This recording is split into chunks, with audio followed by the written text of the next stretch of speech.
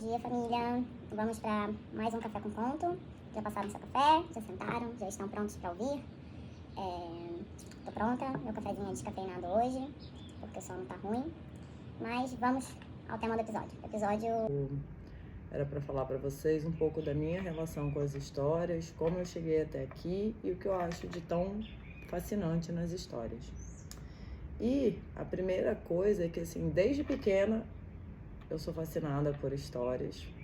Histórias das mais variadas. Eu gosto de histórias, eu gosto de enredo. Eu sou capaz de ver um filme ruim até o final, só para saber como ele acaba, só para saber da história. E eu acho que a história tem um poder, né, profundo, que é o de ensinar a escutar, não a ouvir. Ouvir é fisiológico, né? Você tem ouvido, se você não for surdo, se não tiver nenhum tipo de deficiência auditiva, você ouve. Mas escutar envolve desejo.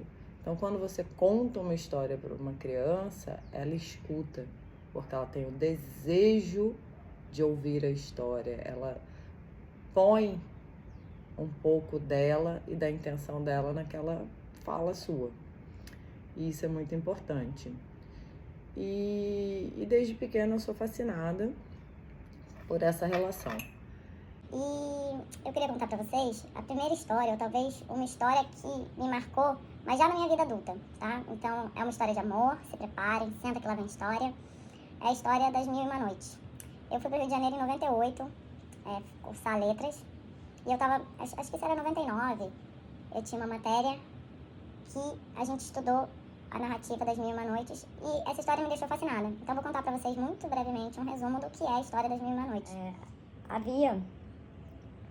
Era uma vez, vamos começar assim, havia em um tempo passado um califa que era profundamente apaixonado pela sua esposa.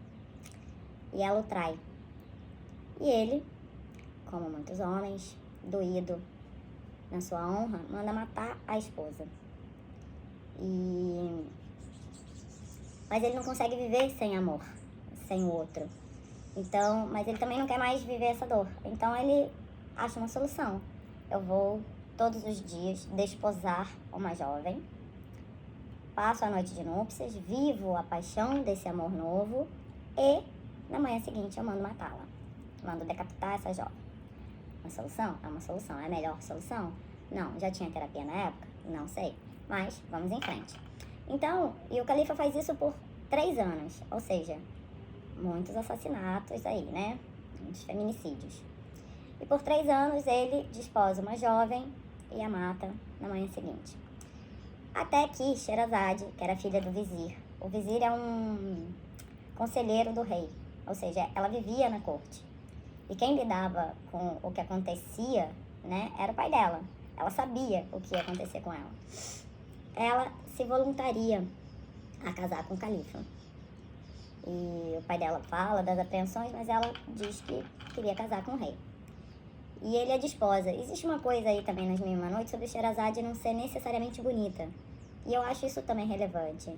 Ela não era necessariamente bonita, mas ela havia lido muitas histórias e sabia muitos poemas e havia lido muitos filósofos. Ela tinha muito conteúdo. Então ela casa com o rei. E o que acontece? Ele a desposa, eles vivem a noite de núpcias, porque isso era importante para ele. E quando acaba a história, né, da paixão carnal, do sexo e tal, que o rei tá querendo adormecer, ela começa a contar uma história. Ela pede para contar uma história.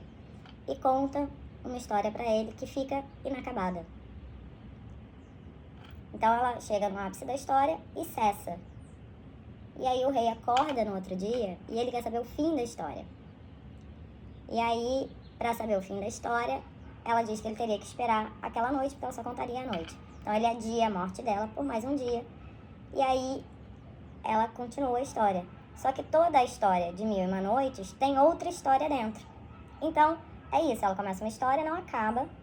Na outra noite, ela acaba essa, mas começa outra que não acaba. E esse é o enredo. E é genial. E o rei adia a morte dela por 1001 noites e mais uma. Ou seja, ele adia infinitamente a morte dela por amor, porque no caminho ele se apaixona por Sherazade, ele se cura, né, terapeuticamente, e se apaixona por Sherazade. E aí, nós temos, tirando que é uma história belíssima da construção do amor, tem outras coisas aí que são duas que eu vou pontuar. Uma que eu na verdade li num artigo do Rubem Alves ontem e eu achei lindíssimo, que é essa relação de amor entre a fala e a escuta. Sherazade fala, sua fala penetra o califa e essa fala cura o outro, a escuta cura, a fala cura, a história que ela conta cura o ser amado. E isso é lindíssimo, lindíssimo, né? É isso. E quando eu ouvi isso lá atrás, em 99, eu não sabia que era isso que eu tinha achado bonito. Eu tinha achado incrível essa história. O que mais me marcou no passado, e hoje eu ainda acho lindo mesmo, é essa história de que ela conta uma história para não morrer. E todos nós contamos histórias para nos manter vivos, né? Então, isso é bonito também, né? É belíssimo você pensar que a gente está sempre contando uma história para nos manter vivos. Então era isso, essa história das Mil e Uma Noites, dentro do livro, que é um livro gigante, tem 1001 histórias, né? Árabes, é muito lindo, vale a pena. E é isso, eu queria deixar aqui a reflexão para vocês. Duas perguntas, na verdade. Uma, se vocês quiserem me contar nos comentários, vai ser um prazer ler. E outra é só para vocês pensarem. A primeira é, qual foi a história que te impactou? Que se você pensar assim, nossa, quando eu escutei isso, me mudou. Pode ser uma história infantil, pode ser um conto, pode ser uma fábula, pode ser uma música, pode ser um filme, porque no fim, todas essas coisas têm enredos que nos marcam. Pode ser uma poesia. A poesia vai para uma história um pouco diferente, mas pode também, tá? E a segunda, que é só uma reflexão para você pensar você com você mesmo, que é quais são as histórias que você anda contando para não morrer? E como essas histórias trazem ou não a sua verdade. É isso, gente. Mais um Café com Conto. Semana que vem tem mais. Voltem, curtam, compartilhem, ajudem a tia, tá bom? Um beijo, bom dia.